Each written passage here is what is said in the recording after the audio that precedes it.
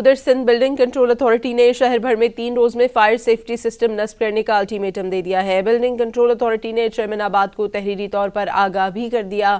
S P سی اے حکام کے مطابق کراچی میٹروپولیٹن کارپوریشن نے جو فائر سیفٹی آڈٹ کیا اس پر عمل درآمد کروائیں۔ جن بلڈرز نے حفاظتی اقدامات نہیں کیے انہیں 3 دن کی مہلت دی گئی ہے۔ شہر کے مفاد میں ہے کہ اقدامات فوری کیے جائیں۔ میئر کراچی مرتضی وہاب کا کہنا ہے کہ منگل کو ضلع جنوبی اور شرقی کی 6 مختلف بلڈنگز کا فائر سیفٹی آڈٹ کیا گیا۔ تمام بلڈنگ مالکان سے درخواست ہے کہ فائر سیفٹی کو یقینی بنائیں۔ ادھر سندھ بلڈنگ کنٹرول اتھارٹی نے شہر بھر میں 3 روز میں فائر سیفٹی سسٹم نصب کرنے کا الٹیمیٹم دے دیا ہے۔ بلڈنگ کنٹرول اتھارٹی نے چیئرمین آباد کو تحریری طور پر آگاہ بھی کر دیا۔ ایس پی سی اے حکام کے مطابق کراچی میٹروپولیٹن کارپوریشن نے جو فائر سیفٹی آڈٹ کیا اس پر عمل درآمد کروائیں۔